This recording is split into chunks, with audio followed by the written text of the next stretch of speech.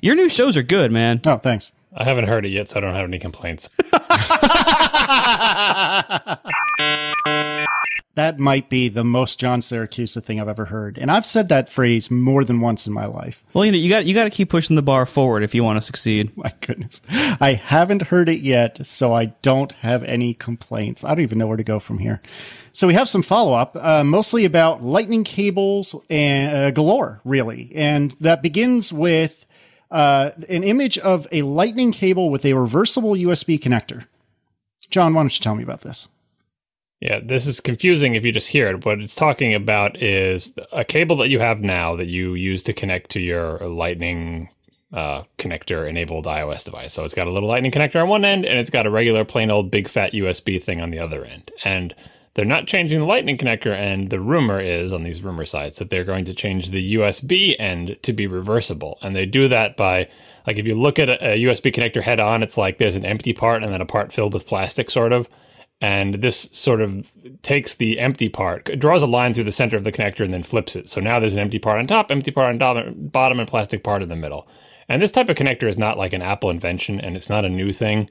It's been around, I don't know, for how many, for a couple of years, I think I've seen these. How long have these things been around? Have you guys seen them before? Never seen it. I hadn't seen it before this, but someone did point out it quickly after this article came out that some other company actually has a patent on it, and they already sell cables like this. Yeah, it was. I think the reason I saw it was like back on Hypercritical so long ago when I was talking about the USB connector and how I hated how it was externally symmetrical but internally asymmetrical. Everybody sent me links to, oh, look at this company selling these things that are externally and internally symmetrical, and it still kind of works. So anyway, the rumor is that Apple is going to adopt one of those. I don't know how much credence to give this this rumor, but when I think about it, I'm wondering, like, will this make people's lives easier? Like, you know, obviously reversible is a good thing, but if you have a collection of wires in your house, some of them are reversible and some of them aren't, I'm thinking it will probably still make things better, especially if they put the logo on both sides of the reversible one, because for people who don't know, the Apple code for figuring out how to put your USB connector in, as long as it's not vertical, then you're screwed, good luck, is the little logo faces up. Right. And so they only put the logo on one side of their USB connectors and that one faces up. So if they just put the logo on both sides of this, people will look down at the connector and be reassured, Apple people will be reassured that they're putting it in the right way. And it just so happens that there's a logo on both sides. You know, they were both poisoned. I've spent the last few years building up an immunity to iocane powder. It'll work out good for everybody. You guys both got that? Did I finally get one that you both got? No, I just thought it was funny. Oh, forget it. I got it. All right. Anyway, yeah, I think the average experience, the average frustration experience will improve with this. Now, that said, is Apple going to do this? Are they going to pay for whatever stupid patent is on this? Does it decrease the reliability of the connectors? I have no idea, but I'm cautiously optimistic about this. If it does come to pass, I think I have to give it a tentative thumbs up.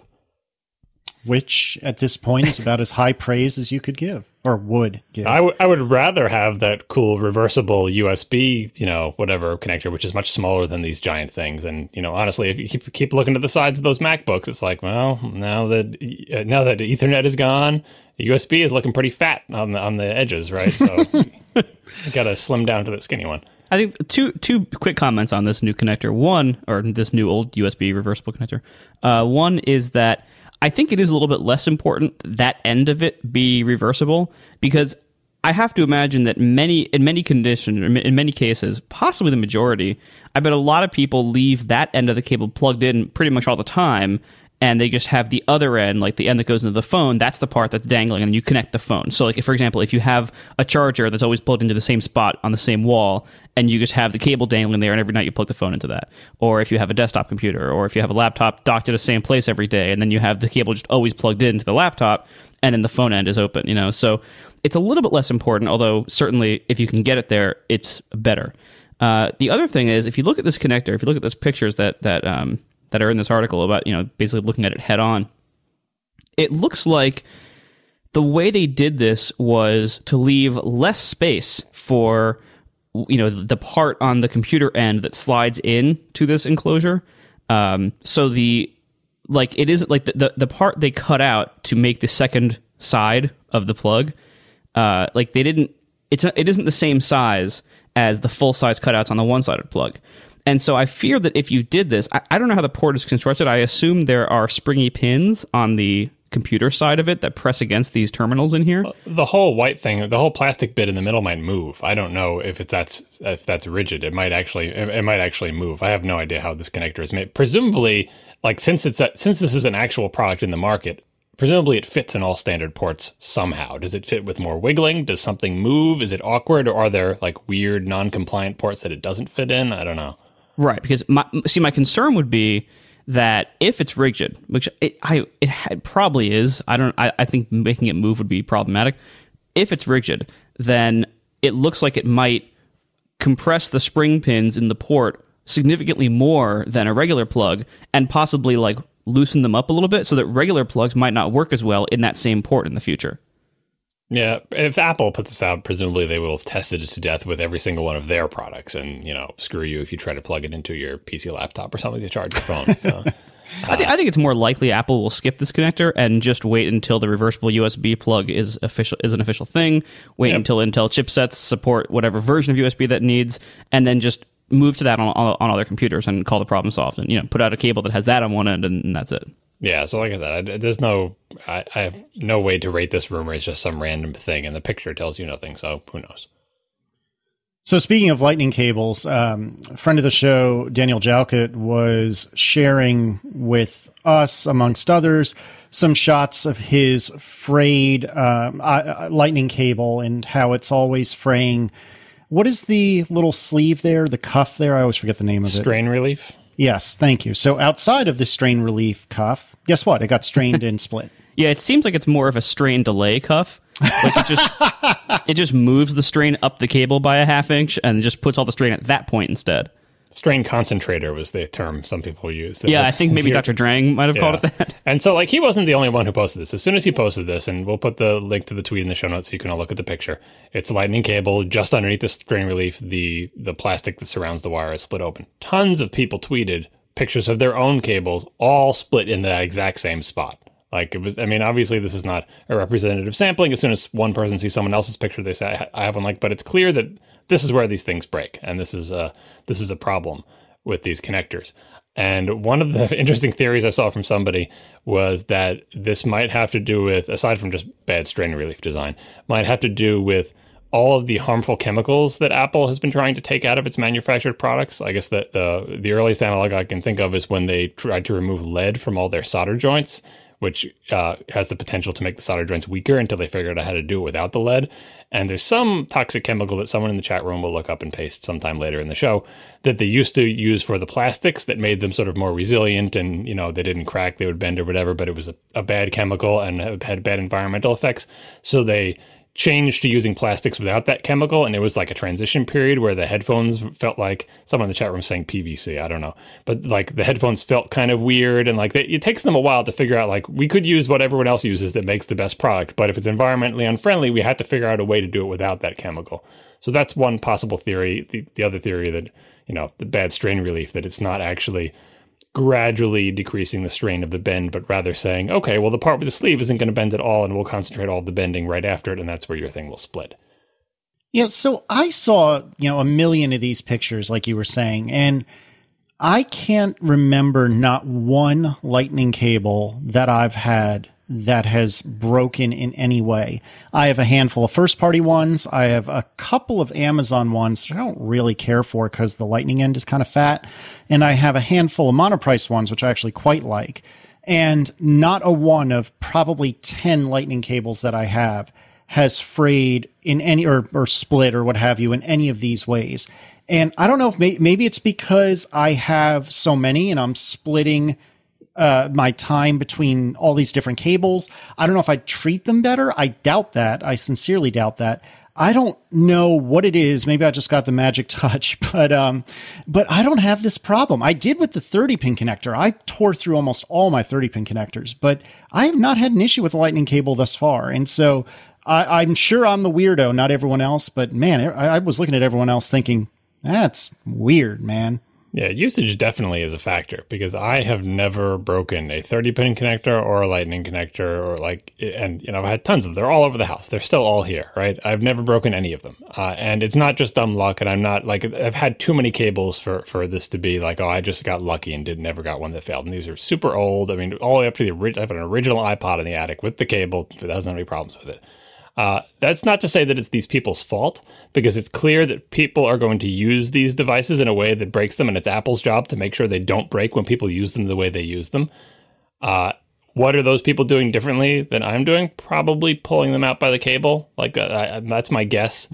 I do that. I do that all the time. Well, pulling them out on an angle. I mean, I baby my hardware, and most people don't. And so, it's not, again, this is not these people's fault. It's Apple's job to make a product that withstands normal use, normal wear and tear. And lightning cables seem to have a weakness for normal use. All these people aren't abusing all these people don't have cats or children yanking them out.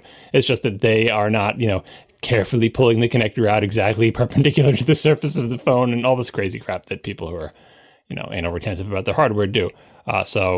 I think this is something that Apple should address, and I really hope it's not another one of those Johnny Ive situations where it's like, yeah, we can make a more robust strain relief, but that would require those little ribs or ridges, and those are ugly, and it looks so nice when we just have a little sleeve that's smooth and it's only a little bit wider than the cable.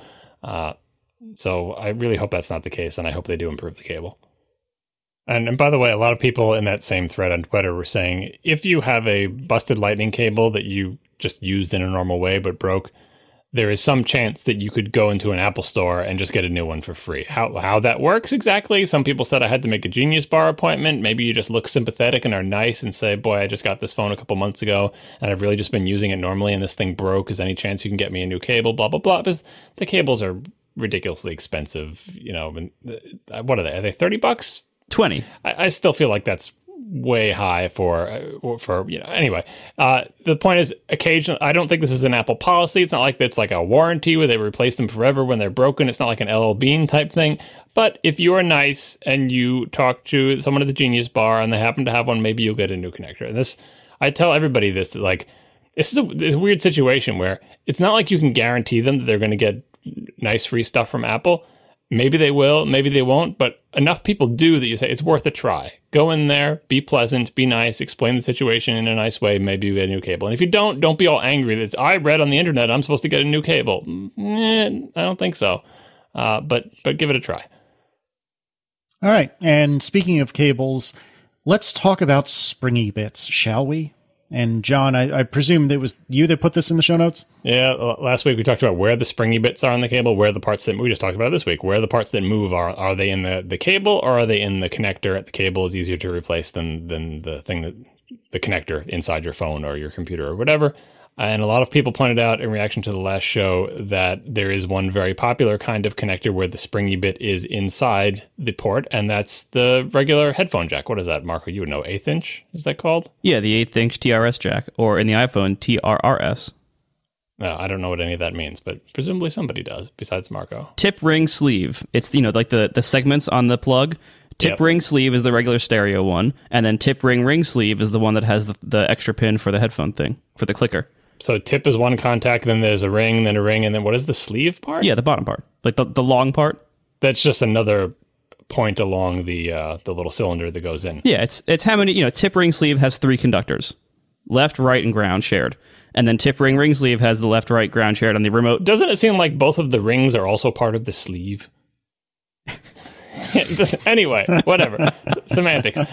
So that connector has been around forever.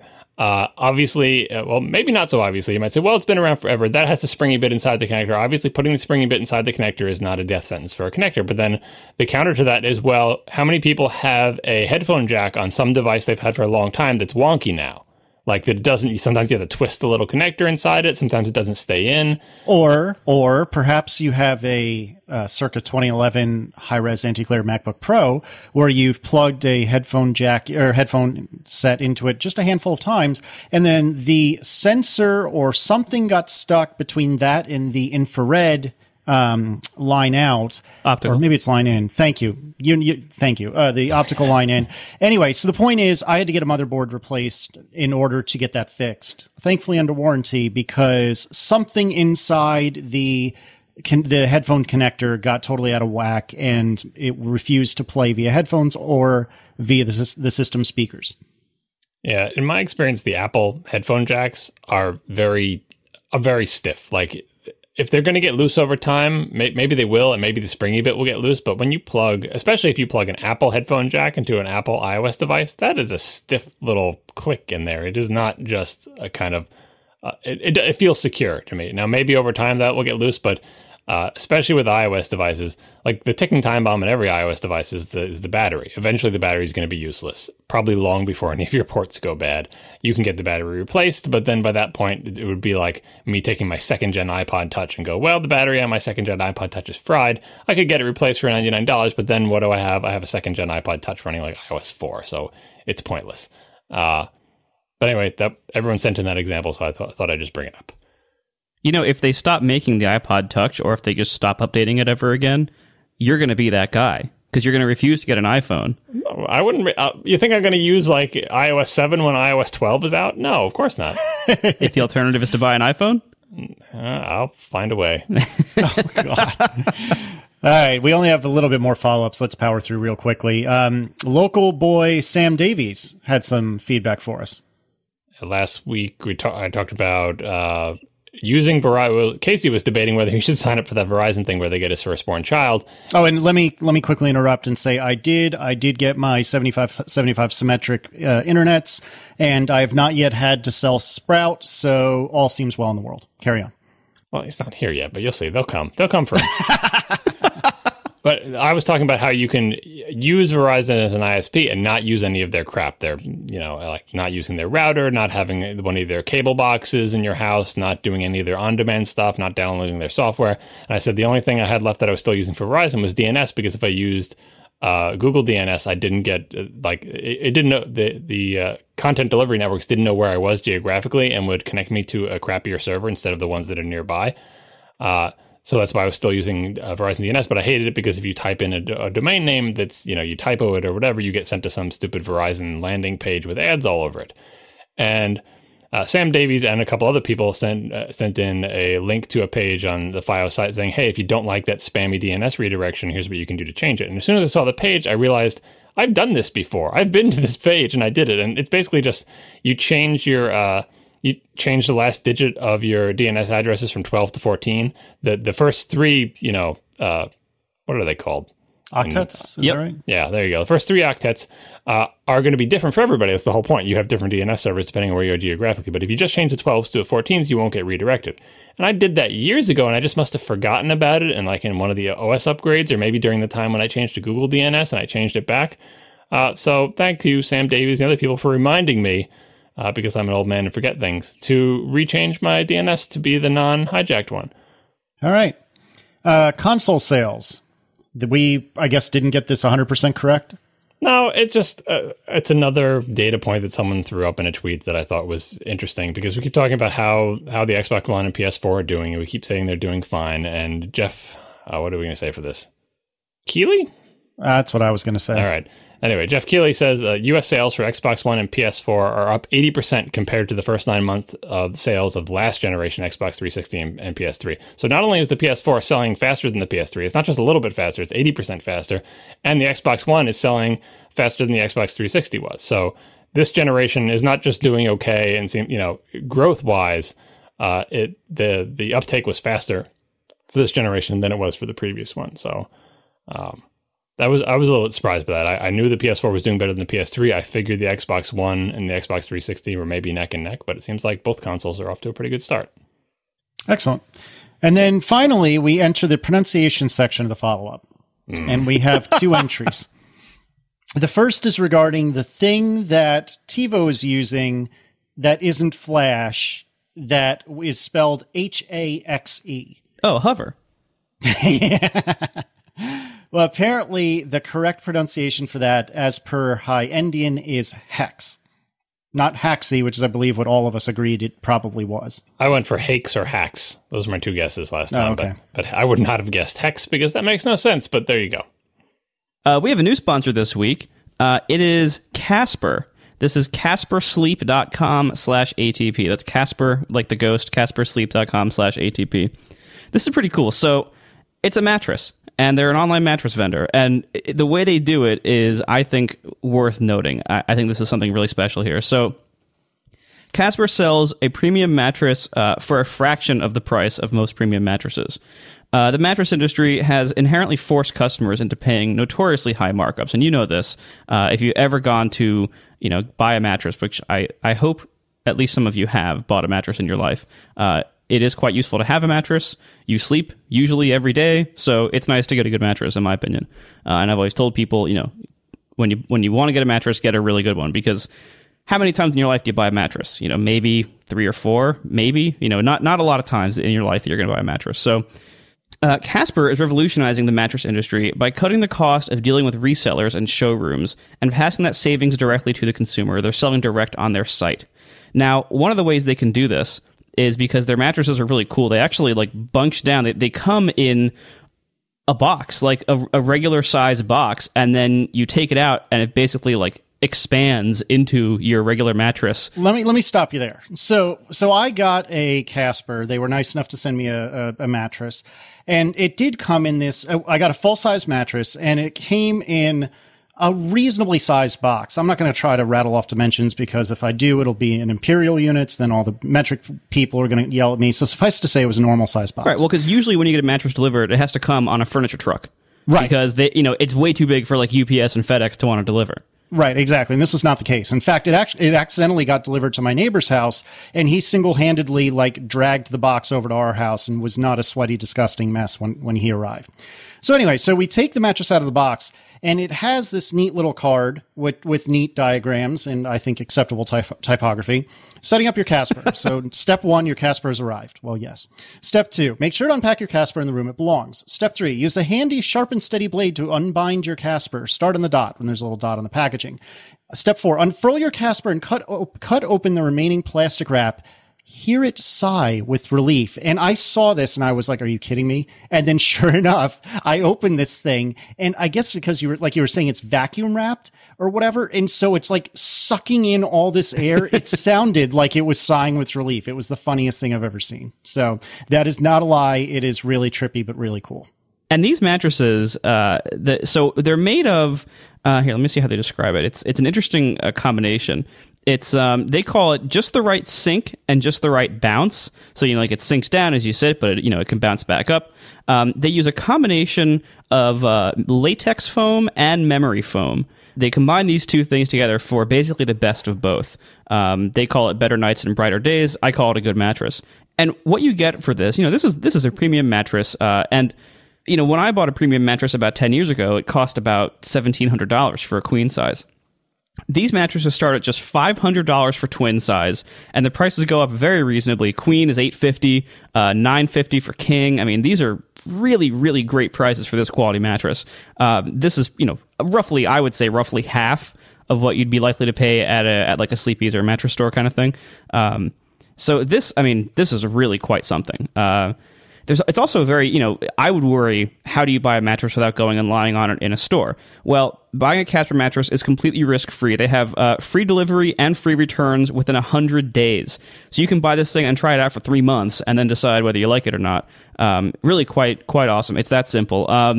Because when you go to the showroom, you're lying on it for a couple of minutes, and there's some guy standing over you with a clipboard and mattress showroom. It's like every stereotype of used car sales places. That's how mattress showrooms usually are. And you can actually just take this thing, order it, get it delivered in this tiny box, let it sigh of relief in your house, and then try it for 3 months. And they have this 100-day policy, so that's fantastic. They understand the importance of trying it out in your own home, actually sleeping on it for more than one night, and really getting a good feel. So Casey, what'd you think? Right. So last night, Aaron and I went into the bedroom that the Casper mattress was in. Oh, relax. And we had a night's sleep on that mattress, and I quite liked it. I am not a fan of memory foam, despite what most people think. I actually, everyone loves memory foam. I don't care for it, but this mattress was just the right balance. And I wouldn't be making a big deal out of this if I didn't think it. It was just the right balance of a little bit of foam, like Marco was saying, but not so much that it felt like synthetic and weird. So I really liked it. I definitely recommend it. They're really good mattresses, and just the unboxing experience was pretty neat, if nothing else. But they are really good mattresses as well. Yeah, from what I understand, if you're a mattress geek, from what I understand, that one of the biggest benefits of this over pure memory foam is that this doesn't have the hotness effect, right? Because like a lot of people don't like memory foam because it kind of makes them feel hot, and this supposedly dramatically reduces that or eliminates that problem. Anyway, so go to CasperSleep.com/ATP. That's CASPER sleep.com/ATP. If you're asked for a promo code at any point during the checkout, use promo code ATP, and these are made in the USA. And they do a cool thing. So normally they have this thing where if they have a referral program where if you refer a friend to Casper, they send you a $50 gift card and they give the friend $50 off their mattress. Instead of us taking gift cards, we are donating our $50 to Casey's charity of choice for every bed sold. They've set this up so that this $50 goes to a good cause. So if you buy through our code, you'll get $50 off. Through code ATP, get $50 off, and then $50 will go towards a good cause. So once again, check out CasperSleep.com/ATP. This seems pretty cool. I think the world needs something like this. This is buying mattresses in person is so annoying, and yeah, this is pretty cool, I gotta say. Thanks a lot once again to Casper for sponsoring the show. So what are we talking about tonight? Want to talk about iTunes? Or do we want to talk about open source? You guys didn't add anything to the topics file, did you? Just Nope. Leave those old ones in there. It's late August. Nothing is happening. No one does anything in the tech industry in late August. Nope. There's a lot of crappy stuff happening in the world, but for the stuff that we usually talk about in this show, nothing is happening. We could get political, but I don't think any of us want to do that. Honestly, I'm exhausted from it. I can't take it anymore. I'm just so exhausted from it. Yeah, it's bad. This is one of those times where I am happy to talk about anything else, and I'm happy to immerse myself in anything else besides current events for this 2 hours. Oh, this is a topic that Casey should address on his other show where he talks about his feelings that I haven't listened to yet. Because part of the exhaustion is like it's the aspects of technology. One is it's good that we're in touch, in real time with these events that we care about, because we see them by who we follow on Twitter and stuff like that, or whose blogs we read or whatever. But it can be exhausting in that at a certain point you just start to feel overwhelmed with it, whatever the issue of the day happens to be. If you have it flooding into you on all possible streams that you consume content on the net, it can be tiring. I actually unfollowed some people during this whole recent flare up, not because I disagreed with them, or because, like anything bad. It's just in my typical, I want to read my whole Twitter stream, and if it just becomes too much and I feel like I'm just getting anxious and it's not being happy, it's a, temporary or possibly permanent unfollow of people who I totally agree with on whatever issue they're complaining about, because it's just too much, So Marco, you'll notice that John doesn't follow you anymore. Marco is not a high volume tweeter on this topic. Not even close. I was a high volume retweeter. I was mostly retweeting Glenn Fleischman. You retweeted like 3 things. What, are you kidding? Like 3 things an hour every night for the last week. Well, I know 3 an hour is low volume compared to some of the people. I guess that's true, especially since I'm retweeting Glenn Fleischman, and so if you follow him, it's like I had to unfollow Glenn too. Don't take it personally. He won't take offense. I will end up refollowing him because I've unfollowed and refollowed Glenn many times. It's just one of those things you have to do. There comes a time in a person's life when you have to unfollow Glenn Fleischman, and then maybe you follow him again, and then you unfollow. Anyway, no, he totally tells people to do that because he knows that he tweets way more than most people can read.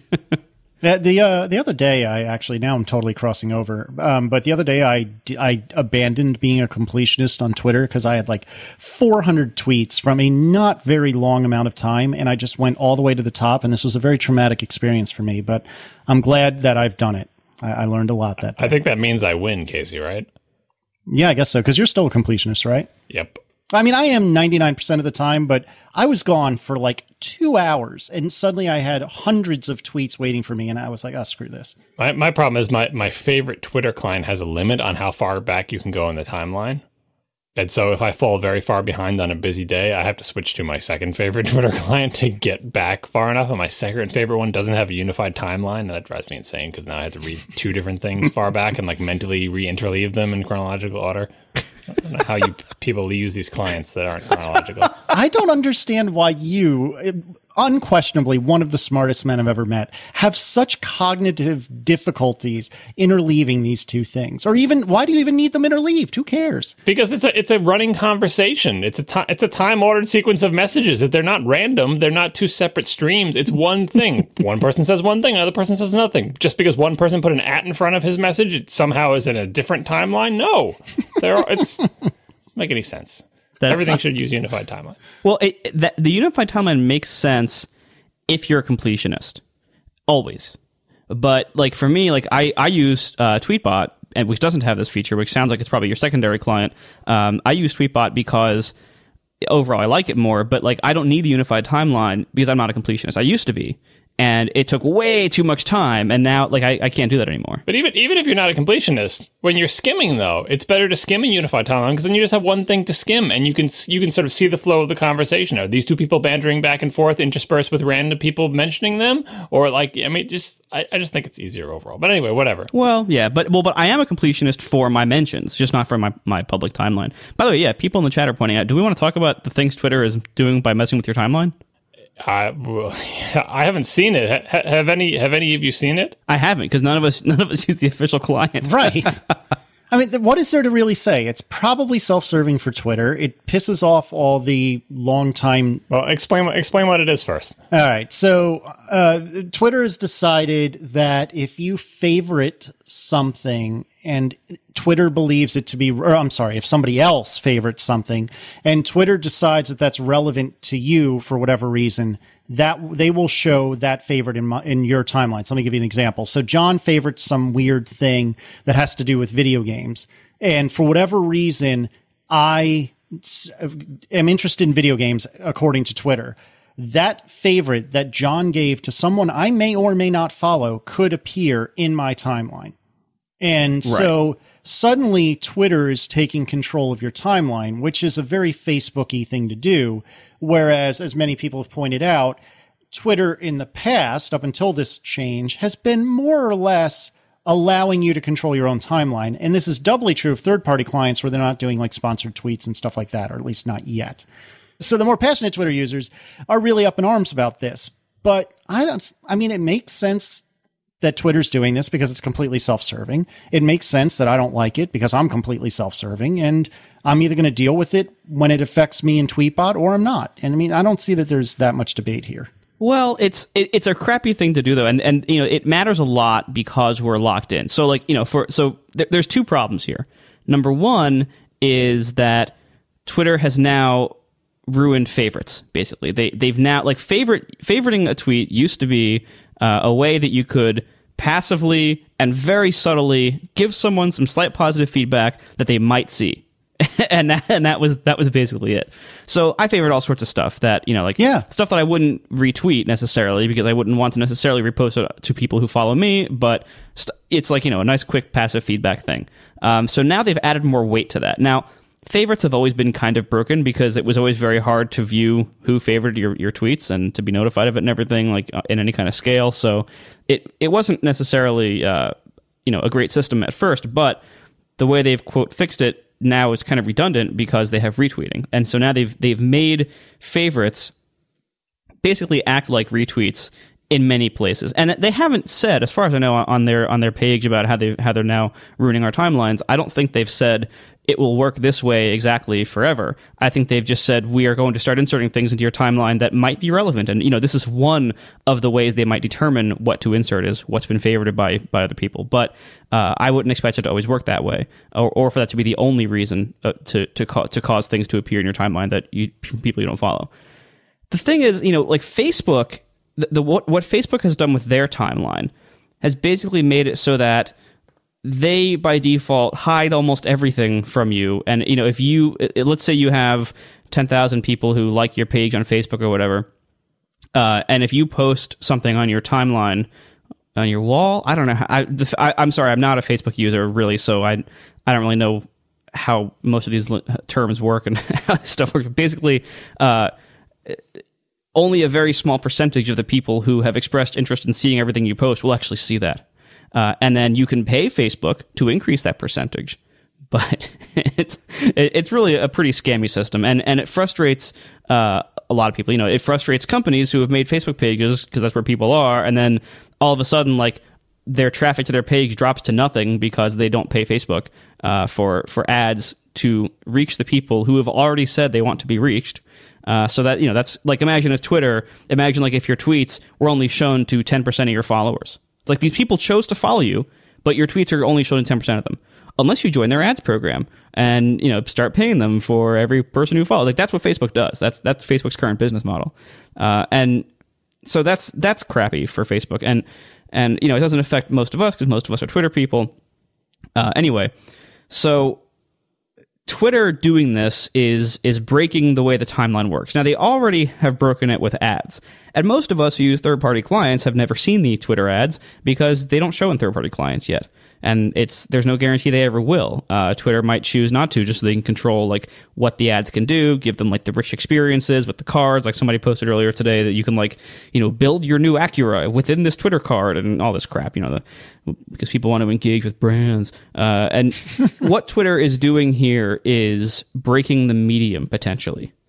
And you can say, well, maybe they'll do it tastefully. And that's true. Maybe they will. Maybe Twitter's leadership will have some idea of why their product is so good and what's so good about it and why people like it and what's so important about it. And maybe they'll do something that is best for the product and the users. However, I'm not holding my breath on that because their record in those departments is pretty poor so far. The problem with Twitter doing this is that all of us geeks and a whole lot of non-geeks have decided over the last few years that Twitter is this new medium where we get all of our news, and many people have replaced RSS with Twitter and many other ways to get news and discuss things with Twitter. Imagine if RSS was centrally controlled by one private company, well, public company, whatever, by one company, and every RSS client in the world all of a sudden started inserting things you didn't subscribe to, and you couldn't opt out of that, and you couldn't stop that. That would make the entire medium of RSS kind of weirder and not as useful to you, and potentially bad long term. Potentially, kill it long term. Certainly, it would change it in a way that probably is not for the better. And you'd have no recourse because the entire medium is controlled by this one company. Well, that's what Twitter is. Twitter is what should be a public open standard, but by various coincidences and actions and technical realities, social realities, etc., it is a whole new medium, but it's just one company controlling it. There is no open standard for Twitter. And whatever hope there was of having APIs and everything, Twitter killed that years ago. So what they're doing is breaking a very important medium. And this should be a wake-up call to all of us, especially the geeks who listen to this show, and us who are those geeks. This should be a call to all of us to see how important it is to build open standards instead of trying to let one company concentrate so much of their power, and not to trust these big companies. Because when Twitter started out, it was geeky and friendly, and there was people with one-syllable names running everything, and they were cool, and they were in California, and everything was going to be great. They were going to change the world. Well, you know what? They did change the world, then they took it all for themselves, and now they have complete control over it, and it's being run by a bunch of people who don't necessarily fit the original attitude of the founders, and the founders are mostly all checked out. So, and this is what happens: companies move on, people leave. Like we let this happen. We let this entire monster grow. We helped it grow. We're all still using it. I'm still using it. I'm going to keep using it because that's where all the people are, and that's the one place I can reach them. The people who I actually want to reach. So we let this happen, and I think we need to be very careful in the future, not to assume that these companies that seem like they have all of our best interests in mind always will, because we just see time after time that they don't. Anyway, so that's what I think of the new timeline. John?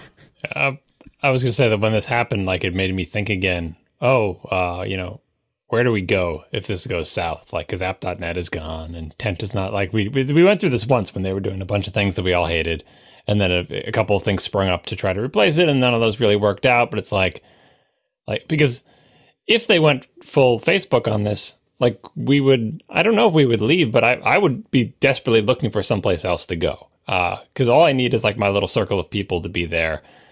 And that's the reason I went to app.net. I'm always looking for alternatives. This is obviously a hostile environment for people like us. Now, they've been walking this line where It's like, well, the people who really care about this it's just people like us or people who are listening to this show. It's such a small percentage in the grand scheme of things. So we'll throw you a bone and give you this token system for the third-party clients. Third-party clients won't have ads, but you won't get the new features, but you guys don't care about that either. And the same thing with this. They could continue to sort of walk that tightrope to say, we're going to do all this Facebooky crap to everyone else, but we won't do it to third-party clients. We're not going to tell you we're not going to do it. We're not going to promise anything, but they basically just won't do it. Like, this will be their policy. Silently, don't screw up the timeline of the small group of obnoxious tech nerds who nevertheless might have disproportionate influence over whatever, or might have the wherewithal to go and make something else, right? So don't anger them.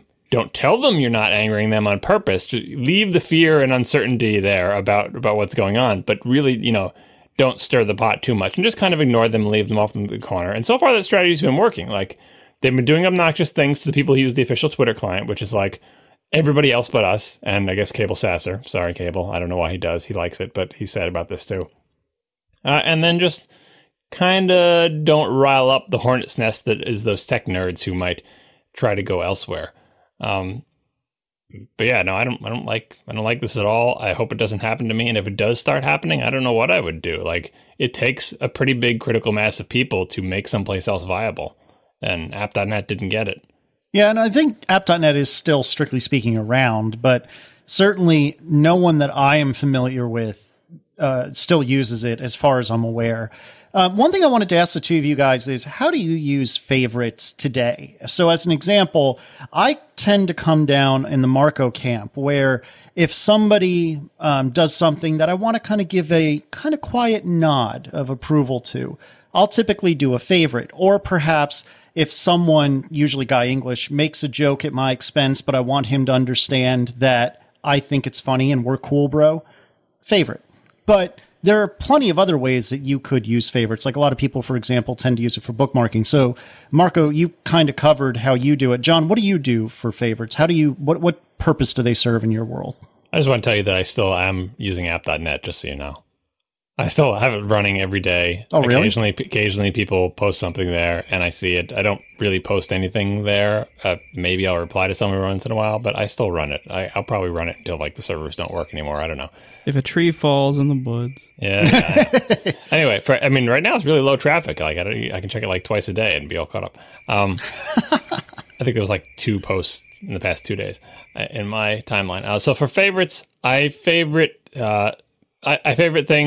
things as a way to, like, it's the same reason I reply to people with thumbs up. It's like the little social thing trying to say, I approve of what you have done here. You have made a good joke that made me laugh. You said something clever. You said something I thought was insightful. Like, I'd use it in that capacity, which I think is like supposed to be the primary capacity.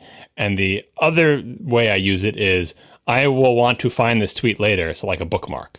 So favorite it so that when I say, where the hell was that tweet? Because Twitter search still sucks balls.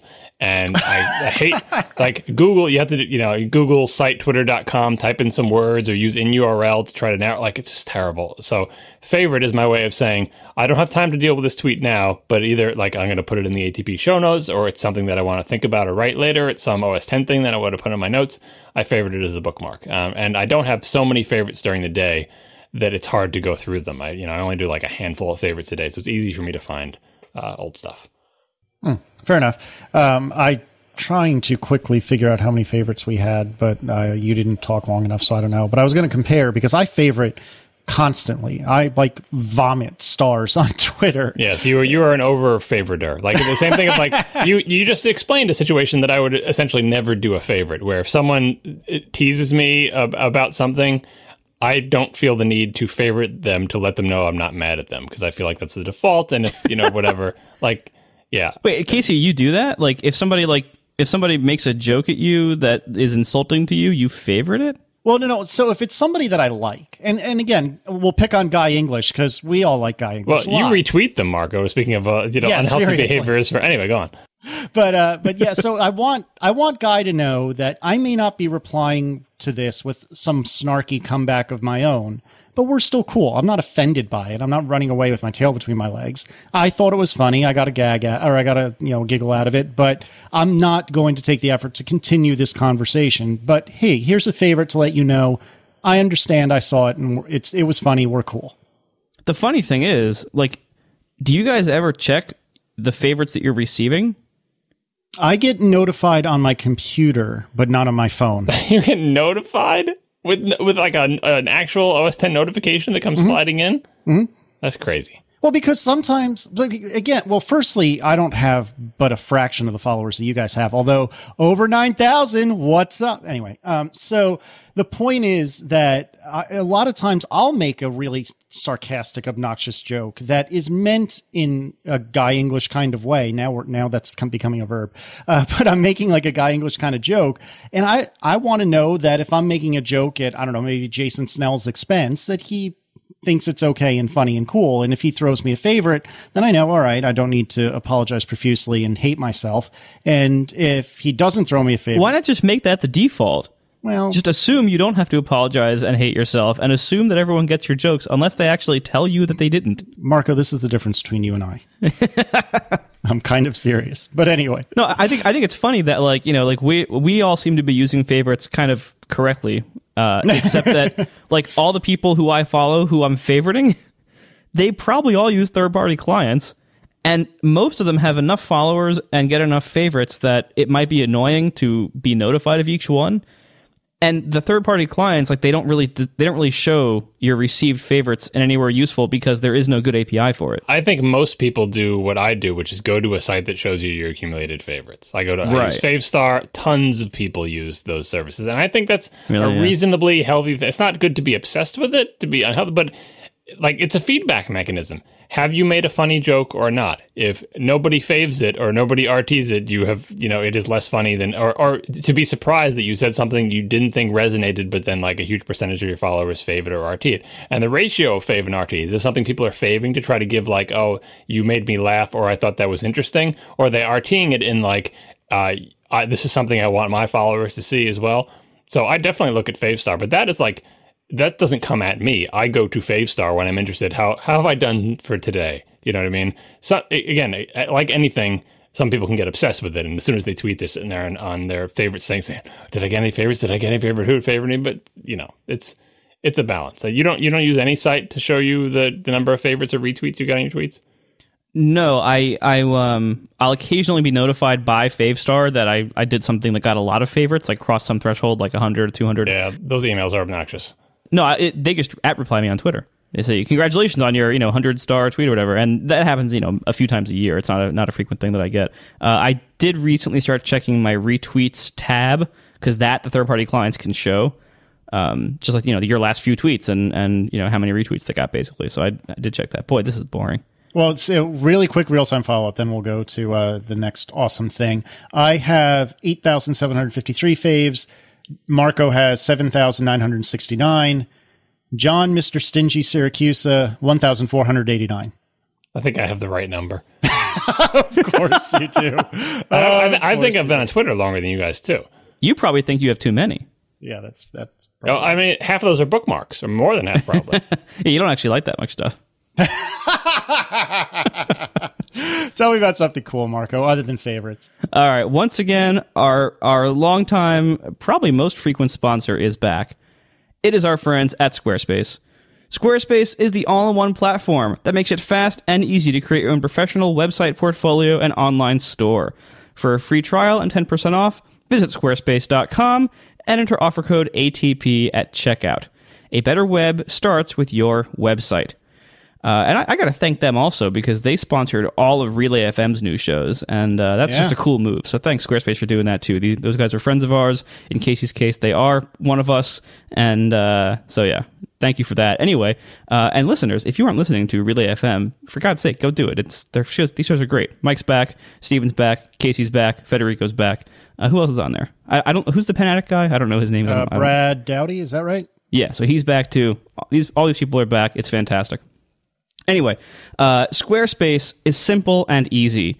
They have beautiful design. You can drag and drop to edit your templates, to add content, to change the way it looks. All this drag and drop stuff. You can also go in there and edit the markup if you want to. You can inject code. You can inject CSS. We do that on our site to customize a few things. But for the most part, our site is one of their stock templates, and I think it looks fantastic. It's only a couple of tweaks to it that we did, but I think it looks great. I look through their templates, and there's so many good things. You don't have to spend a lot of time on it if you don't want to, and if you do want to, you can customize the crap out of it, basically. So we like Squarespace a lot, and I could make a website from scratch in some other way. Most of the listeners of this show probably could make their own website if they wanted to, but there's a time when it's worth doing that, and there's a time when it isn't. And most of the time, it isn't. Most of the time, if you're making a site for your blog, your portfolio, your business, your restaurant, your store, your projects, whatever the case may be, most of the time you don't need to code your own website from scratch or install your own CMS somewhere and get a host or anything like that. Most of the time, you're better off just outsourcing all that stuff and focusing on your business or your project or your content. Squarespace lets you do that. Really, I can't tell you enough how much it means that people like me choose to use Squarespace, even though we could build our own website, because it's just not worth it to spend all that time doing it most of the time. Squarespace gives you functionality that I could never build, and if I wanted to approximate it, it would take years, and they give that to you for $8 a month. So pretty great. Anyway, all their designs are responsive, of course. They look good on mobile. They look good on tablets. They look good everywhere.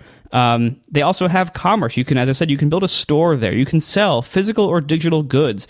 This functionality is included for free with every plan. Really great feature here.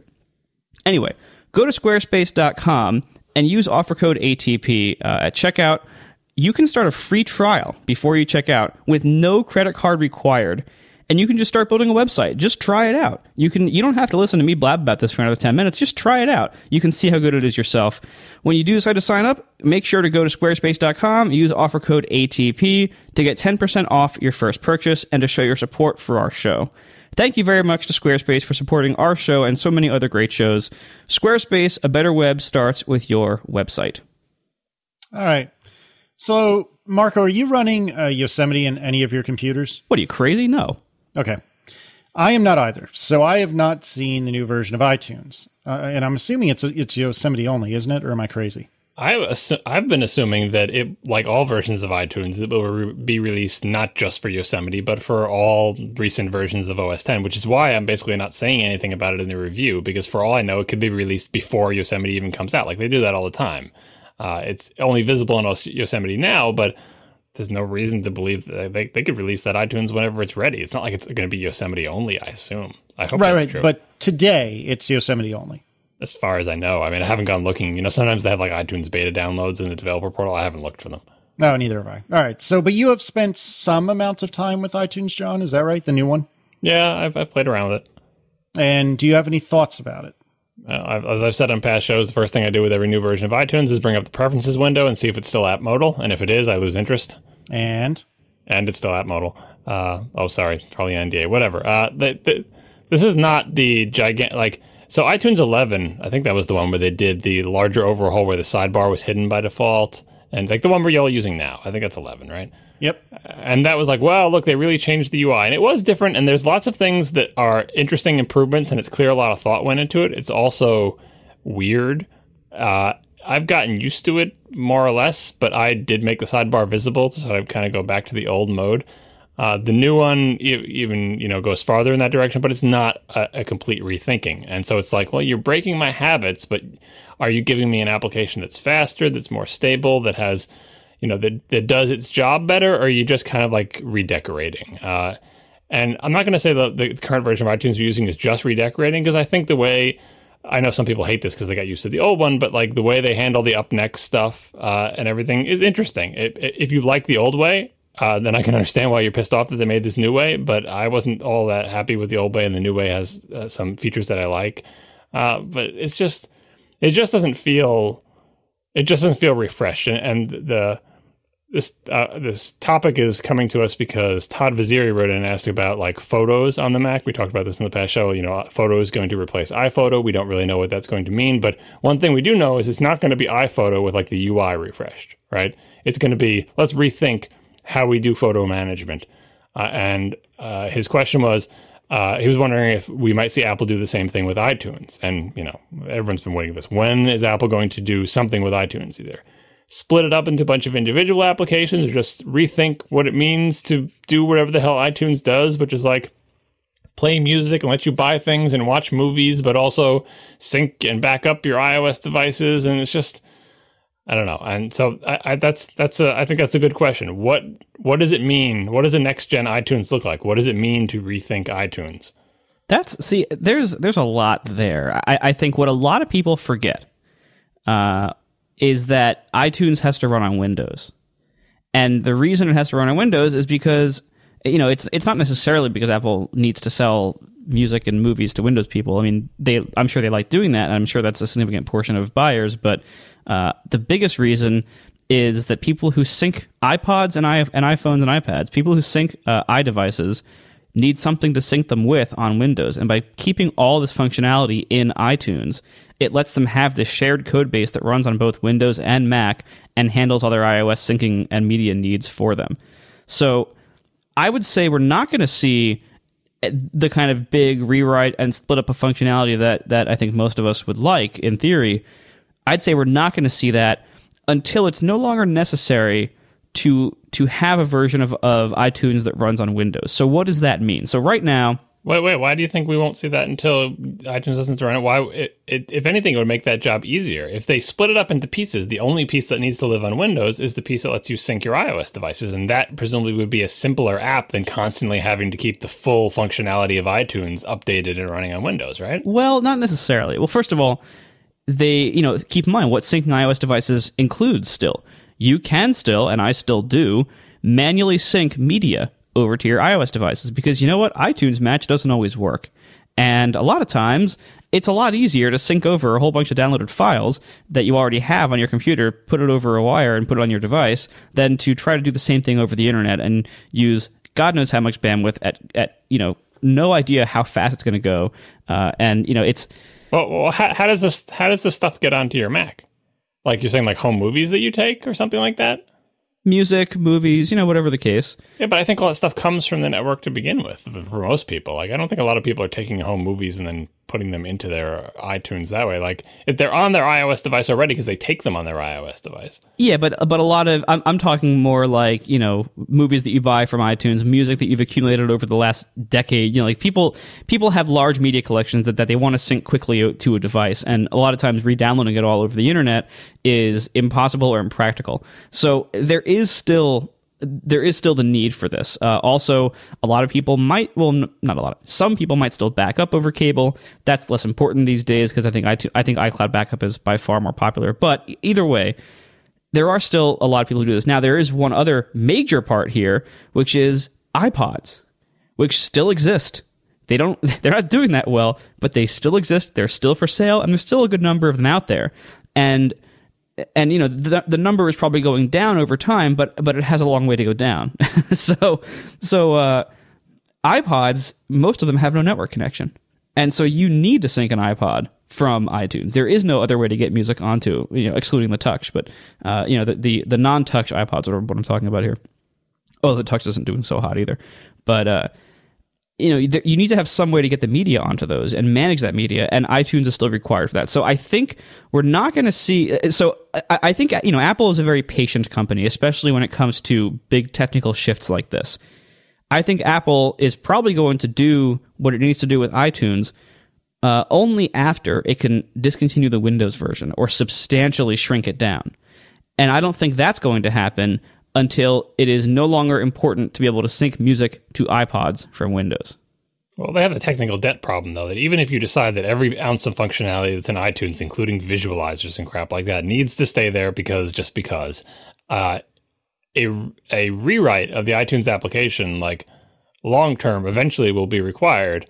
I don't know how much weird, crufty Carbon stuff is in there. I know a lot of their Windows libraries were based on Carbon, and if the Mac version moves off of Carbon, then you're diverging the code bases, but it's not like you're going to port Cocoa to Windows, and so how do you deal with that? Like, to make the application better, eventually the application gets old and gross, and you need to rewrite portions of it, and I'm sure they've been doing that slowly over the years, but depending on how long it takes to wait out, if they're doing that strategy of like, well, eventually we won't need it on Windows anyway, but if they're going to wait that out, it may take such a long time, and really, like, the state of the UI on Windows is already moving on, and not that Apple's been keeping up with it, but eventually they'll have to do something on Windows. Like, their application won't won't fit in, maybe will stop working. I know Microsoft historically has been super good about making old applications work for a really long time, but maybe the new Microsoft isn't as excited about that. So like, it's kind of a game of chicken with progress. Like, well, we'll keep doing this thing, we'll keep kind of refreshing it, but we are held back by the fact that our Windows UI library is based on like old QuickTime libraries and Carbon code or whatever. And that's what we have to use. And if we want to have a shared code base, we have to keep using that on the Mac. And iTunes becomes this increasingly weird application, both on the Mac and on Windows. I mean, already on the Mac, where it's supposedly native, it's odd. It's always been a little odd. And on Windows, it's also always been a little bit odd. So I wonder how long they can keep going in this direction. And I still think you can make a smaller, simpler, more purpose-built app that fulfills all of Apple's needs on Windows for this purpose.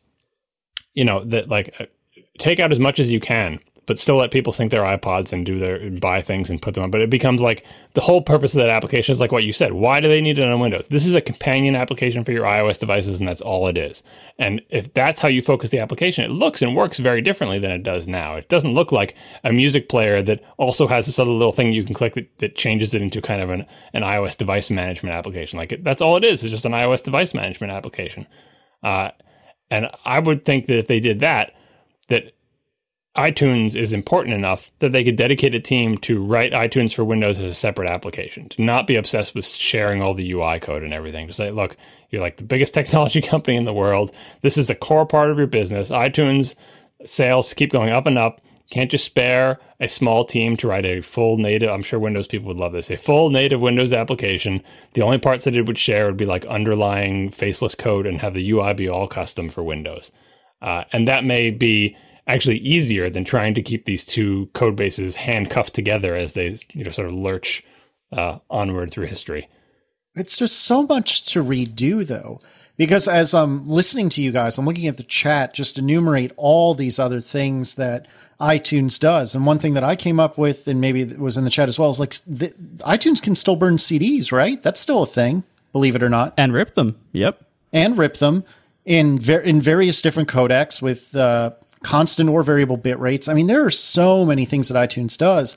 And the only way that we're really going to get a rewrite, I think, is just like you said, John, to do something is to change the purpose of iTunes, which is, I think, coming back to Todd's point, change the purpose of iTunes and look at it more as device management than as anything else. But if that's the case, then what do you do with the store? I mean, I think, Marco, you made a great point earlier. Is that its own app? Is it the... Well, we've got the Mac App Store app, right, which is separate. That was the whole big thing. When the Mac App Store came, people were like, what, is that going to be another tab in iTunes? And the answer was no, it's going to be a separate, terrible, crappy application, but it's going to be a separate application. Yeah, do we actually want them to try to make separate applications here? At least when it's separate, no one is saying, boy, the Mac App Store app is so bloated and slow and it crashes my computer and it's finicky. Like, it's limited, it's super simple, but it is not a pig. Like, it launches, it runs, it's got this thing, it's got one window, and it's got no tabs. It's, it's super limited, but it's lightweight. And you could iterate, if they cared, they could iterate within that single purpose thing to make an application that sort of gets better over time. With iTunes, they just kept adding stuff, and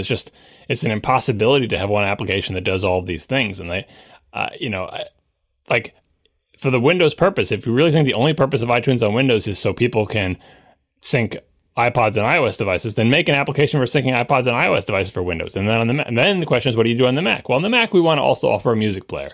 Windows people can use whatever Windows Media thing that they're offering these days, right? But on the Mac, we want to offer a music player, and we also want to let you buy stuff, and we want to put it into a single pool. It's like iPhoto. Like, it used to be one application that managed all your stuff, and now they're like, well, actually, your photos are going to be in this Photos and iCloud thing, which is based on this whole new framework and blah, blah, blah. And this app will be an interface to it. And we also have an app that's an interface to it, like a sort of a cloud-centric thing where it stops being this monolithic application. It starts being a series of windows into a set of data.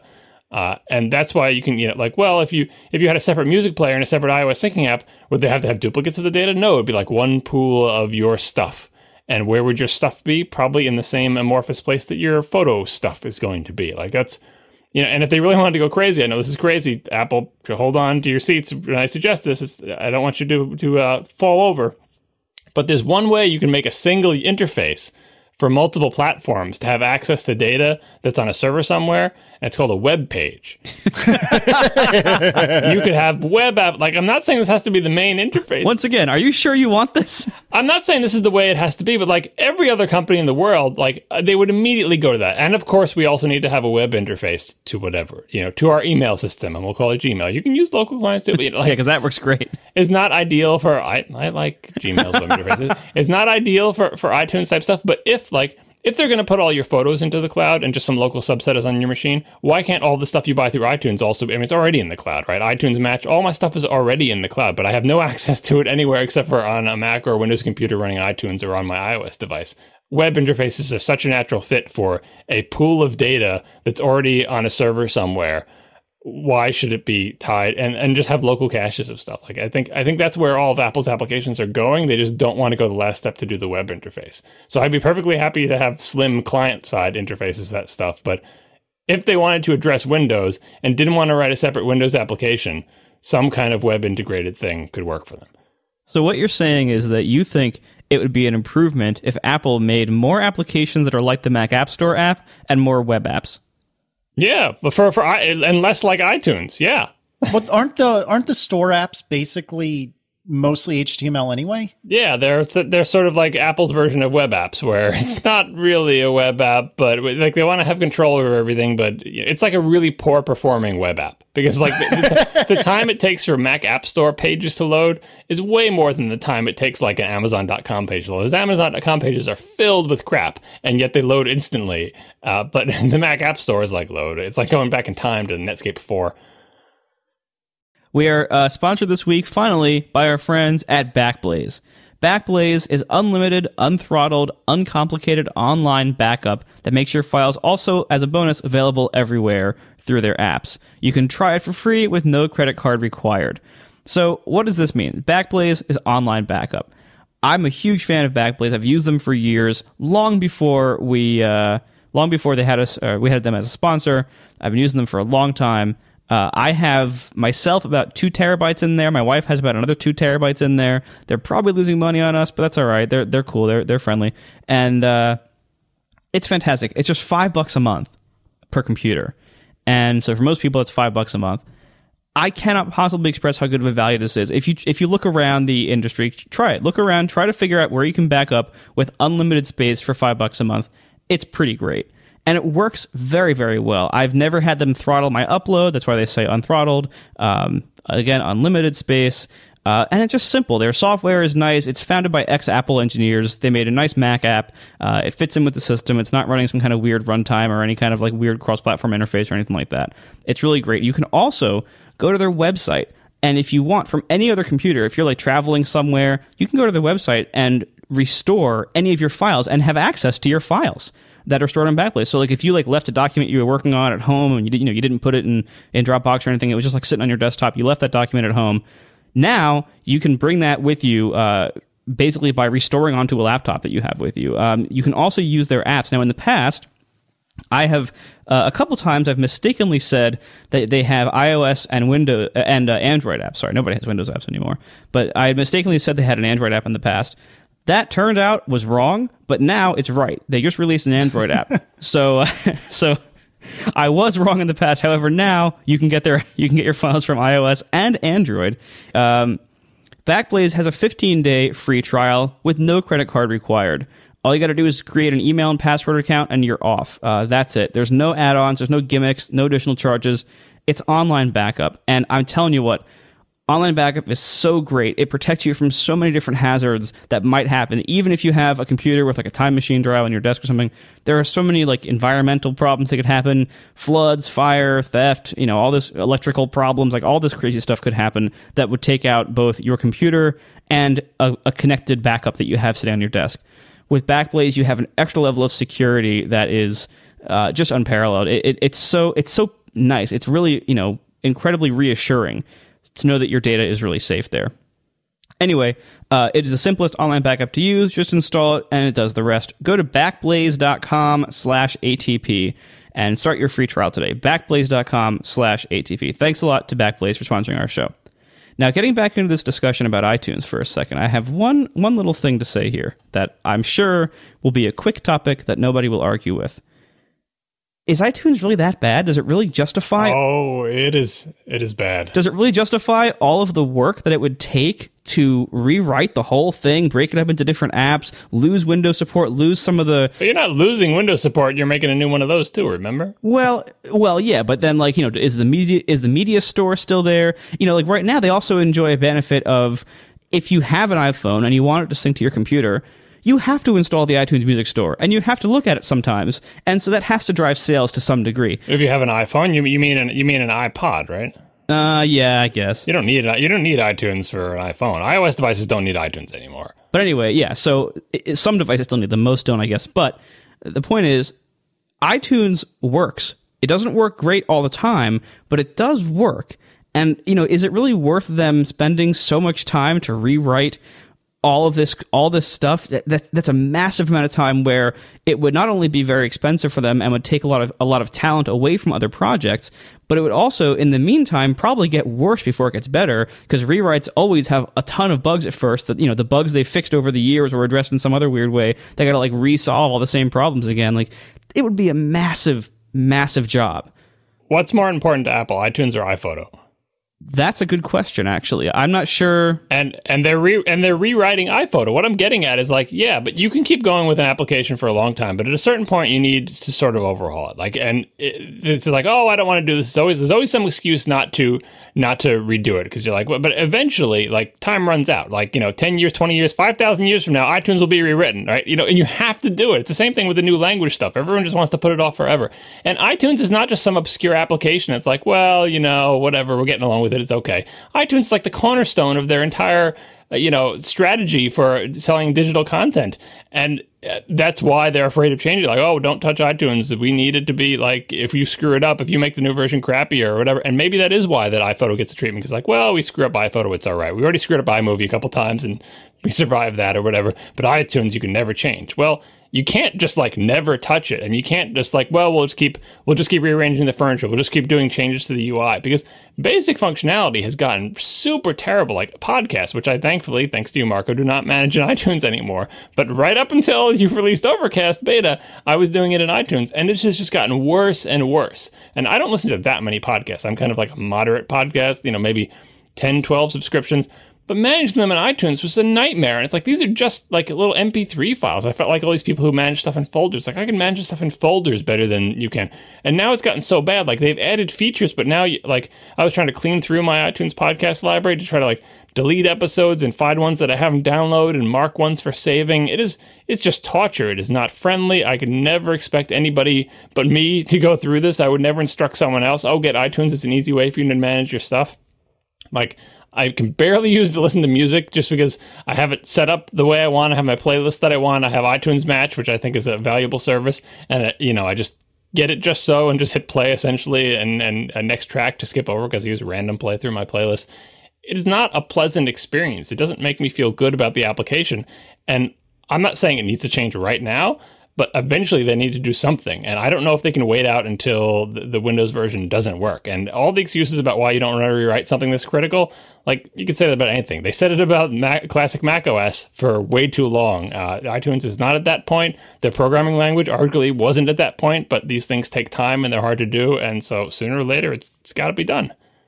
I think it does need to be done eventually, but I lean towards Marco's view on this one in that I don't ask that much of iTunes, and it does its job just fine. Does it ever download movies for you and fill your disk with movies that you purchase elsewhere just for fun? No, never. It does to me. Does it ever consume all memory on your computer when you launch it? Does to me. No. Nope. Maybe your Mac Pro's too old.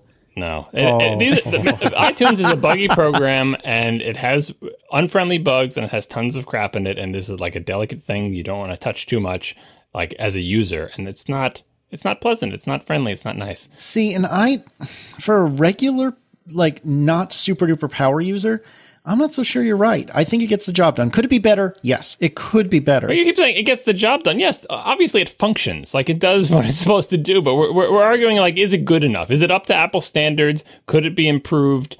Or are we just going to keep like, has the trend in iTunes progress, like, is it positive? Is every new version of iTunes better than the previous one, even if the slope is really shallow, going back maybe 5, 7 years. I think the slope is flat or trending down, and that is not a good trend for an application that's so important for Apple. I would agree with that, but there's so much technical debt there that it's moving a mountain in order to... I know, and the longer you wait, the bigger the mountain gets. And that's true as well. I don't know. To me, I think they have bigger fish to fry than fixing iTunes, personally. I think this is a bigger slam dunk than new programming language, because new programming language had people on the opposite side. Not only is Objective-C just fine, in fact, it's better than anything you can suggest, so they sure as hell don't need a new language, and luckily Apple disagreed with that. iTunes, I don't think anyone's going to say, not only is iTunes just fine, in fact, it's better than any alternative you can imagine. Therefore, the most you get like, well, iTunes is all right. It doesn't bother me on a daily basis. It does what it's supposed to do. That's a low bar. I really again, I don't say this is an impending crisis and they have to do this now, but the reason people keep bringing this up and have been bringing it up for years is it just seems like it's due. So maybe not this year, maybe not next year, but sometime within the next maybe 5-10 years, they have to address this. They have to do something. And maybe they'll be able to wait, like Marco said, until the Windows version is irrelevant. Now, finally, we don't have to worry about Windows version, and it simplifies our transition. But then by then, maybe they will have built up too much crap. Maybe by then, all Macs will be ARM, and there's a bunch of weird, crazy x86 only code in iTunes that we don't know about. And you brought up the CD stuff. Eventually, they'll have to get rid of the CD ripping stuff, I would assume. I mean, obviously, Apple still sells computers without... They don't sell any computers with optical drives now, do they? They still sell an optical drive that's external. I believe that's Apple branded, but... Yeah, I guess you're right. They don't have any... There's none left now, right? I don't think so. Where's Hackett when we need him? I think the question of... Rather than arguing about whether the iTunes needs to be fixed or replaced or whatever, the idea of... All right, so fast forward to whatever your arbitrary year is. And again, bringing back the programming language thing, everyone's like, okay, I will concede that 500 years in the future, Apple will need a programming language, but not a year sooner. Anyway, for iTunes, whatever year you concede that iTunes will need to be rewritten or redesigned or refactored, the question remains, what does that redesign, refactor, rewrite look like? Does it look exactly the same as the current iTunes, but like better written and, with a non-app modal preferences dialog box? Or, is it... Do you envision it breaking up into multiple applications? Do some applications become irrelevant? Do some features of iTunes get integrated into the operating system in a way that, that doesn't feel like an application, but feels more like a notification center where it's like integrated? I don't know. Those I think are interesting questions. I don't have any good answers, but I think that is the most interesting line of thought about this, rather than worrying about when something has to happen. First of all, I would disagree with your assumption that iTunes is more important to Apple than Photos. If you think about where they make most of their money, which is, the iOS devices and everything, and then what people tend to do on the iOS devices most, and what's important to people, and why people might choose one mobile platform over another, I think handling of photos and videos, that are captured by the device, handling of photos is way more important than everything iTunes does to most of Apple's consumers. It's how important it is to Apple, not how important is it to Apple's consumers. Like anything, like photos, obviously, all that stuff they do is like, okay, well, that makes the hardware more valuable to customers, and Apple makes its money by selling the hardware. But it's like, okay, well, what percentage of the value that is in the hardware is added by Photos versus what percentage is added by FaceTime versus what percentage is added by iMessage versus what percentage is added by Safari? And you start carving it up into pieces, and yeah, iPhoto does contribute value to the hardware. But iTunes, I mean, what you really need is a breakdown of iTunes usage inside and outside of iOS, because iTunes revenue is going up. But you don't know, is that like, what is it, 99.9% of that people making purchase on their iOS devices? Then that decreases the value of iTunes to the company, the application. But if a lot of people are still buying things on their computers, and like, for example, Apple TV, I think is something that a lot of Mac nerds have, but I forget what the sales numbers are for Apple TV, but there's way more iPads and iPhones out there than Apple TVs. Are people buying movies and watching them on their iPads and iPods, or are people buying them and watching them on their computer still? Like, we're in a transition between iTunes, where you did everything on your computer, to stuff where you do everything on your handhelds. And I know, for example, that even though my daughter has access to iPads and iPod Touches and all sorts of stuff, she still watches videos on a laptop computer rather than the giant TV, by the way. I don't understand that choice, but it makes me wonder if iTunes as a vehicle for both purchasing and consuming digital content is not as completely passé as it seems to be in our circles, because we've all moved on to, AirPlay and iOS devices. Maybe your TV's fans are too loud. Kids don't hear the fans. I hear them. The kids don't.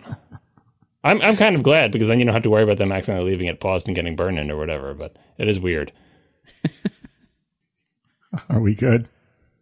Thanks a lot to our 3 sponsors this week, Casper, Backblaze, and Squarespace. And we will see you next week.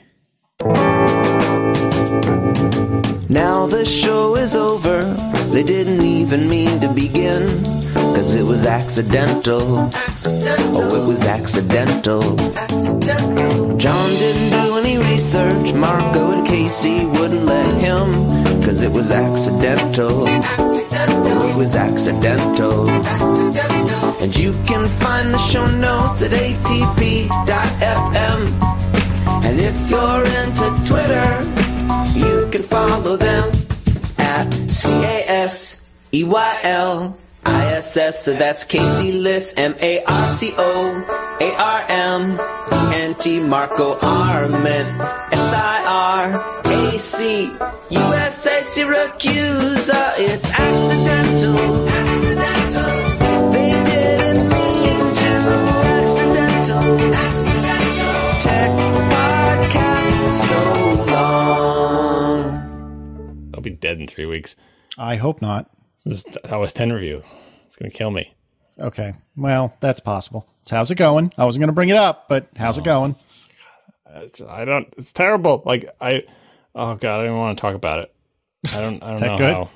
I don't know how I don't know how it's going to happen. I don't know how I'm going to finish this thing. So you taking time off your JOB job? I don't know. I mean, I would like a release date eventually. I hope they don't surprise me and say, hey, it's ready early. But I mean, it doesn't seem like it'll be ready early, but I have too much stuff to do. And even sections that I thought I knew what I was going to write, I get into them and realize I don't. Like I just started writing about Swift. I saved it to the end. I saved it until this past weekend. I'm finally now I can do the Swift section. I know exactly what I'm going to do. Turns out I don't know exactly what I'm going to write. And I'm stuck in the freaking Swift section. Cool. Not cool. Well, I don't know what to say about that other than I'm sorry. Yeah, I think this really may be my last one. You sound surprisingly serious when you say that. 1010 is a nice round number. I hope it's not, but I bet it is. I hope it's not as well. We'll talk about it after. I don't want to overthink it now. Now I just got to get this done, but we'll see.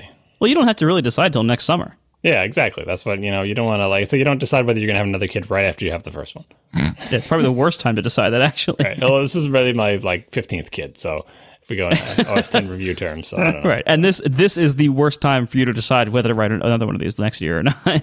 I know. Yeah, because you sounded pretty much exactly the same a year ago, if memory serves. It gets worse every year, though. And I don't know if the review. But you say that every year too. Yep. But I don't know if the reviews are getting worse. Anyway, we'll talk about it after. That's a whole. This is like deciding whether to have another kid during contractions. This is the worst possible time.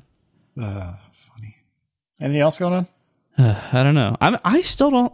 I don't think iTunes is that bad, and I say that having had a lot of weird little iTunes problems happen over the years, just because I use it a lot for various things, but it mostly works for me. It's like you, Casey, it works for me. Yep. Just be glad you don't use it for podcasts. You should try that for a week to try to use it for podcasts.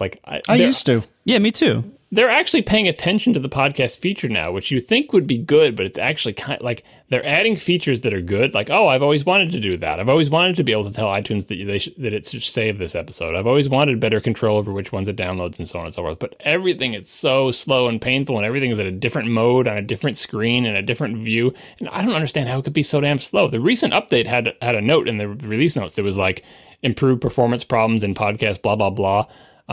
And I haven't checked whether to see if it's got that much better, but at least they acknowledge that it's a problem. I would select 5 podcasts and hit the delete key, and you would count 1, 2, 3, like just waiting for it to do something. Like it was multiple seconds before anything would happen. And you're like, come on, guys, I'm deleting 4 MP3 files. I don't know what you're doing behind the scenes, but it's, are you communicating with a server? Are you updating some gigantic plist file because you didn't want to make the SQLite backend for core? I don't even know what they're doing. It's all Carbon code and stuff. I have no idea what's going on behind. All I know is that the experience of using the application is not up to Apple standards. Yeah, but see, I think pointing out the Carbon code that's almost certainly there, and the modal preferences box. Like, I think those are really not. I think those are red herrings. Like, the modal preferences box. Someone brought that up in the chat room. That's not like, I don't care that the preferences. I'm just using that as a canary to say when that goes away, I will know that they seriously refactored the application, because it's not important enough to address directly. Like, who cares, right? But if it is change, it means they did such a sweeping change that this came out of it as a side effect, and therefore they really made changes. So that's why I'm checking preferences, not because I care about app modal preferences or anything like that. Just as an quick external indication of how much refactoring work was really done in this app. Yeah, I don't know. I think we all say that we want. Oh yeah, they should rewrite iTunes, and we say that with the implied following sentence that will solve everything. And in reality, of course, we know that when Apple rewrites a major application all new, especially in recent years, that not only doesn't solve everything, but often makes things worse for a while. Well, yeah. Well, I think I'm speaking for myself here. I acknowledge that, and I'm willing to accept. Like, Photos is not going to be. We've already talked about it. Like, how few features will Photos have in the initial version, and how much worse than iPhoto will it be? And you have to just accept those kind of transitions, because you can't stick with one thing forever. And I think that the most confusing thing is first of all, it's not rewriting, because it's huge swaths of non-UI related code that presumably they would reuse that have nothing to do with UI, have nothing to do with Carbon. They're just, there's just tons of code in there that does the things it does. Even all the code they've been doing that talks to iTunes Match and all that network related code. If you assume that was factored reasonably, they're not rewriting that. Like, they've added all that code over the years. They will continue to use it, and wherever they use it, hopefully they did it in a modular way. What you're mostly talking about is what's the glue that holds that all together, and especially the local glue of is there still a local iTunes database that can get corrupted and cause your app to go crazy? Is everything server-side? Does it move to more of a Photos model where it's it used to be all about local SQLite databases and files on disk, and now it's all about some cloud thing with everything local being a cache to make things faster and stuff. So Photos will be the first guinea pig in this area, I guess, although arguably with Photos, they've already kind of done several versions of that on iOS, albeit with a very spare interface. But I'm assuming the back end is going to be very similar in terms of how does Photos on iOS know what photos you have, and how does it get little thumbnails for them, and are they all on your phone and all that good stuff. So I'm optimistic that what they do with Photos will be a good learning opportunity for when they have to do something similar to iTunes later. That's a big use of when the real word might be if. It's got to be when. What? It's 500 years, 1,000 years. What are you willing to agree to? Everyone always wants to push it out. Seriously, though, this is actually a mental exercise, because you feel like it's not imminent. It's not imminent, right? But everyone agrees that, on a long enough timeline, something has to happen, or Apple will be out of business. And so it's do you assume iTunes lasts until Apple goes out of business? What timeline are you comfortable with? Keep shrinking it until you get a feel for where, because if you can't bring it down to iTunes will be in its current form until Apple goes out of business, and I believe that will happen in 200 years. It's a pretty good bet that you are not factoring in all information available, because that's a little bit crazy. So just what do you think? What kind of range do you think is reasonable? Well, again, I think it's much more likely that they're going to stick with the current iTunes architecture and not break all this stuff out, not do crazy UI rewrites and everything. They're going to stick with that until most of what iTunes does is no longer relevant and no longer necessary. And then they'll do a Final Cut 10 of an iMovie, rewrite. They'll do one of those rewrites where they delete the whole thing basically and rewrite the core 10% of it from scratch. Right, but when does that happen? That's a good question. Again, iTunes does so much. I would say since they're still selling iPods, those are still doing not great, but they're still selling them. They still have certain things with iOS devices that are using iTunes. I think it's going to be, there's going to be some future iOS device or version of iOS that doesn't sync with iTunes at all. I think that is going to be when they do this. And so when might that be? I don't know, maybe 5 years. I mean, I don't think it's going to be shorter than that. No, everyone likes the round numbers. But 5 years is reasonable. I think I was going to even go longer than that. But here's the easy way to get rid of the iPod requirement. And I think this is probably, if iPods stay around, I think this will happen sooner rather than later, is that you just make all the iPods sync with your iOS devices. Because your iOS devices already have access to all your media through cloud services or whatever. And they already have tons of wireless protocols. And wireless chips get cheap enough, even if you just do it over some like high bandwidth version of Bluetooth or something. Like you get some dirty little iPod. Why in the hell should you have to sync that with a Mac? You should why can't the iOS device be the home base for your, like, it's like a hierarchy. Like you have your tiny little iPod or your iPod Shuffle that can pull songs over some wireless thing from your iOS device just fine, right? And then you go all the way up to the big thing with the hard drive. Even that, eventually, if iPods stay around, which I don't think is guaranteed at all. But if they do stay around, one way you can get iTunes out of the picture for iPods is having them sync with iOS devices, which more people have than PCs or Macs at the point that happens, you know? I mean, I think Marco's right. I think it'll be something will change external to iTunes itself to make it not really requisite or not necessary in its current form. And that's when it'll make sense to start cleaving it to death. So that's what we're talking about. Like, you know, the current form will become obsolete, but Apple will still want to have, for example, a way for you to play music on your Mac, right? And so it's like, well, we don't need this giant beast that is iTunes, but we want you to have a music player, and the music player should be integrated with your music collection. And maybe we also wanted to have a way for you to watch movies on your laptop when you're on the plane. Is that the same as the music player? Is that a separate app? You know, that's exactly what we're talking about. It's not different than what I'm saying. It's not like just take the existing iTunes and rewrite it in Cocoa, but have it look exactly the same. Like, that's not, I don't think that's, you know, a useful thing. I think the way I'm looking at it is the implication of what Marco and I agree with him is saying is that it can happen sometime in the future that's not terribly near term. Whereas he said 5 years. That's a closer timeline than I thought. I would say at least 5 years. You know, it might even be longer than that. Again, I don't know. Who knows? But what I'm basically saying is I don't think it's anytime soon. Because the iPods are still being sold, they're still being used by people. Hell, Stephen Hackett just bought a new iPod Classic. He's probably the last person to ever have bought one, and will probably I bet they're going to discontinue it next week, and he will be like that will be literally be the last one that was ever sold. Well, he is the oldest young man I've ever met. I mean, let's be honest. Someone in the chat room pointed out that the current iPod Nano apparently has Bluetooth. I don't know if current Bluetooth standards have enough bandwidth to get songs over them. Probably for a shuffle they do, because they just don't hold that much songs anyway. But. Yeah, you don't really want to be transferring large files over Bluetooth. That is, it is not made for that, and it doesn't let you forget that.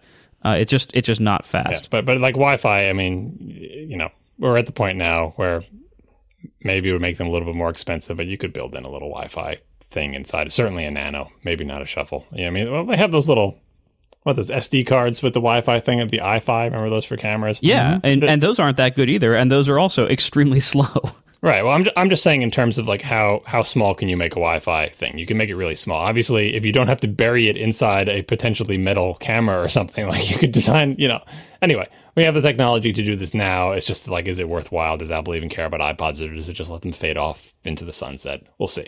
But I'm saying like that's an out. If you want to keep selling things that only sell music that are really cheap, eventually putting a little Wi-Fi chipset in a tiny little thing that plays music that syncs with your iOS devices, not with your Macs, is a very reasonable thing to do. Well, what does it need to sync for?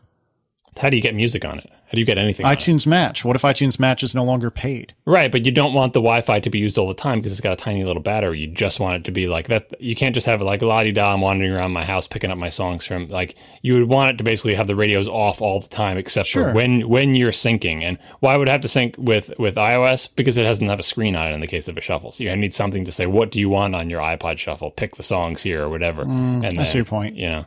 That's your point. And really, you wouldn't want to pick like the Nano screen and even the classic screens. Like, you don't want to use the screen on the iPod. The screen on your soon-to-be much larger, or soon-to-be larger anyway, iPhone or iPad is a much nicer way to pick what you want. Even though you could technically maybe turn on the Wi-Fi on your Nano and fiddle around with it and try to pick stuff. It would be annoying. See, I don't think the iPod line is even worth enough of Apple's attention to make that change, to make it sync to an iOS device. Yeah, no, like I said, it's saying I don't necessarily think so either. But if they wanted to keep it around, that would be a way to do it without getting rid of iTunes. But it just seems like they're fading away. Like they don't bother really updating them. No one cares about them. The sales keep going down, down, down. You know, it looks like they're just going to fade away. Yeah, I think that's by far the most likely outcome. But I mean, we keep saying the classic iPod should be dead by now too, but somehow it continues. No, at this point, it will be a surprise when they do kill it. Like for years, I was predicting every event they're going to kill the iPod Classic. And they still haven't. It's still there. They're still selling it. And at least one person out there is actually still buying it. We're not even going to notice when they do it because it's not like they're going to announce it. We're just going to have to, someone's going to go to the store and go, hey, you know what? I can't find the iPod Classic anymore. Yeah. Just one night. It'll be like when the Fed takes over a bank. Like just one night, every Apple store, they'll just be gone. And the next morning, just be like that table just has, a couple more beats on it. And it will still take a few more days for someone to notice. Yeah. They're not in the corner anymore. I wonder how. I bet it would take a while before anyone noticed. That's if you work in an Apple store and you have a flexible manager. Don't tell Apple headquarters, but just take the iPod Classics off the show floor in your Apple store and see how long it takes. Count in days before someone says, "Do you still have iPod Classics?"